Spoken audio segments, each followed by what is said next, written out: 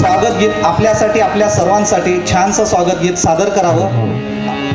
स्वागतम स्वागतम स्वागतम किस तरह से नमन मैं करूँ आपका, किस तरह से नमन मैं करूँ आपका। स्वागतम स्वागतम स्वागतम आपका।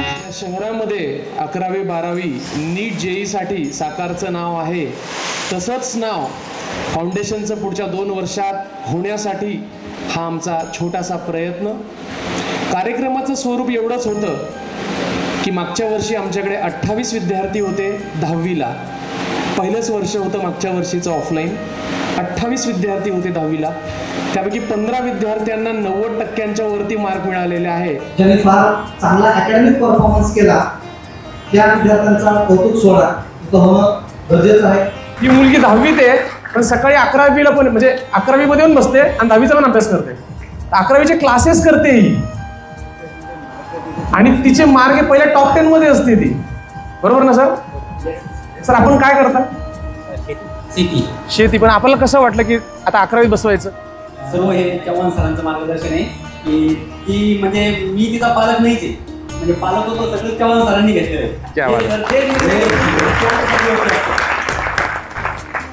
भारी। तुझं टार्गेट काय?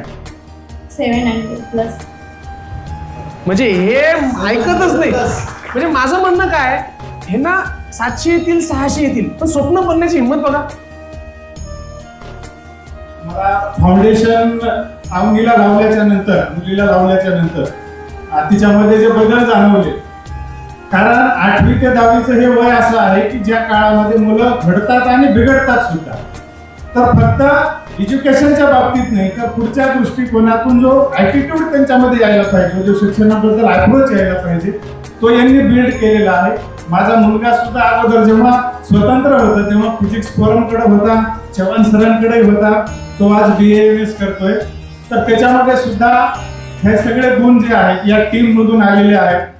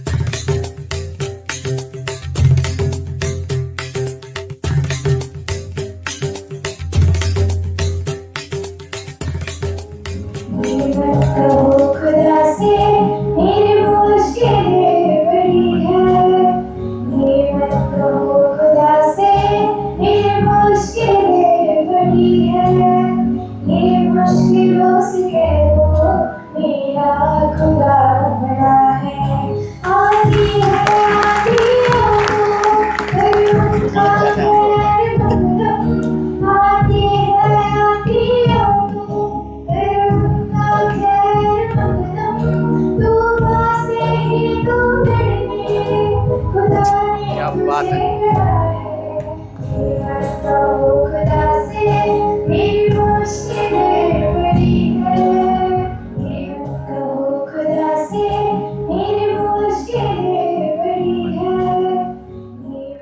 परंतु अभ्यास सोडून सुद्धा विद्यार्थ्यांच्या आयुष्यात अजून एक गोष्ट असते ती म्हणजे स्टेज डेअरिंग, आणि ती नक्कीच आपण मुलांना या प्लॅटफॉर्म थ्रू त्यांना देऊ शकतो.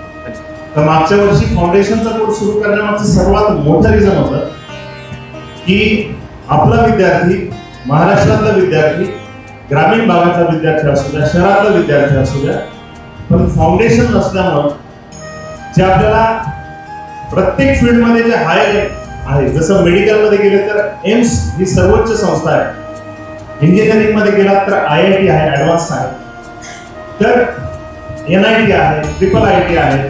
अशा संस्थांमध्ये जर आपला विद्यार्थी जायचा असेल तर फाउंडेशन खूप गरजेचं आहे. याची गरज पडण्याचं एकच रिझन आहे, त्यांना 11वीला गेल्यानंतर काही गोष्टी समोर आल्या की विद्यार्थ्यांमध्ये काय कमी पडते की ज्याच्यामुळे ते थोडे मागे राहतात किंवा त्यांचा कॉन्फिडन्स कमी येतो. तर फाउंडेशन लावल्यामुळे काय आहे किंवा फाउंडेशन कोर्स केल्यामुळे विद्यार्थ्यांचे बेसिक्स पहिले तर क्लिअर होतात. मुली जे फाउंडेशन लावलं त्या 10वीला त्याचा रिझल्ट आज आलेला आहे. सिंहाचा वाटा या रिझल्ट माध्यमातून रिद्धिसिद्धीचा दिसत आहे, प्रत्येक विद्यार्थ्याचा दिसत आहे, जेणेकरून आपल्याला पुढच्या भविष्यात माझ्या मुली आता यावेळेस 11वीला खूपच भेटला, जेणेकरून त्या नीटच्या पण क्रॅक करतील ही अपेक्षा मी सर्व टीम तर्फे करतो.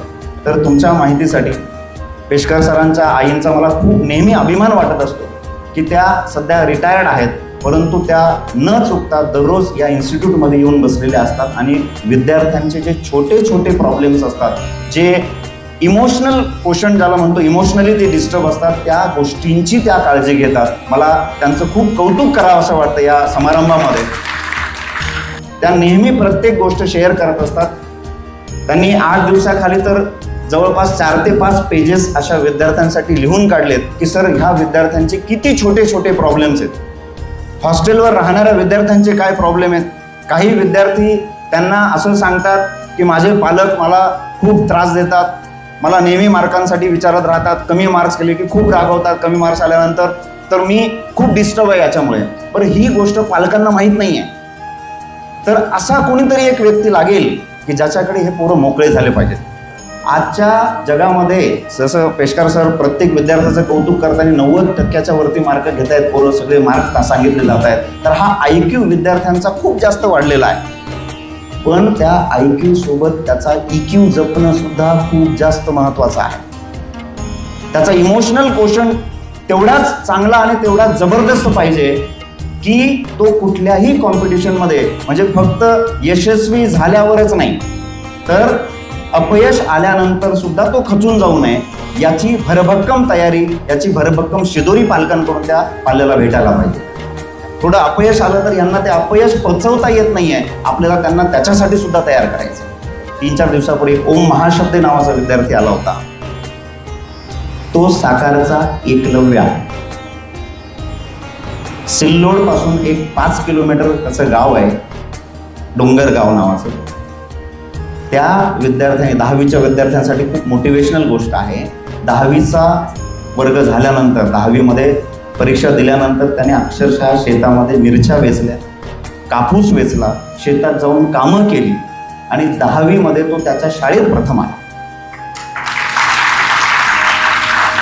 त्याच्या शाळेत प्रथम आल्यानंतर आई वडील सुद्धा मोलमजुरीच करायचे, अजूनही करतात. पण आजूबाजूचे लोक त्यांना म्हटले, त्याचे शिक्षक त्यांना म्हटले की अहो तुमचा पोरगा पहिला आलाय, त्याला चांगल्या ठिकाणी शाळा कॉलेजमध्ये टाका किंवा चांगले क्लासेस लावा. त्यांची परिस्थिती नव्हती. तर त्याने काम करून जे पैसे कमवले होते त्याचा त्याने मोबाईल विकत घेतला आणि त्या मोबाईलवर अक्षरशः त्याने कोरोनाच्या पिरियडपासून फिजिक्स फोरम आणि चव्हाण केमिस्ट्रीचे लेक्चर्स केले, ते पण फ्री ऑफ कॉस्ट. गंमत सांगतो तुम्हाला, त्याची कुठली तरी एक मामे बहीण का कोणीतरी एक विद्यार्थिनी इकडे ओळखीतली होती, ती आमच्या क्लासेसला होती. तिच्याकडनं ऑनलाईन त्या लिंकच्या माध्यमातून अभ्यास करायचा. तर त्या लिंक्स त्याने तशाच सेव्ह करून ठेवल्या. सर म्हणे ह्याच्या बाहेर मी काहीच वाचलेलं नाही, काहीच शिकलेलं नाही आहे. आणि आमचा एक विद्यार्थी आहे विवेक शिंदे म्हणून, तो सिल्लोडमधनं, आता तो MBBSला आहे. त्याच्या नोट्स त्याच्याकडनं घेतल्या आणि त्या नोट्समधनं अभ्यास करून आज 658 मार्क्स मिळवलेले. त्याच्या आई वडिलांना अजून हे सुद्धा माहीत नाही आता याचा पुढचा खर्च करायचा कसा. त्याचे वडील त्याला म्हणजे मागच्या वर्षीपर्यंत म्हणायचे की तू ITI कर आणि कामधंद्याला लाग. पैसे लवकर कमवशील, घर चालेल. या परिस्थितीतून हे पोरं शिकतायत.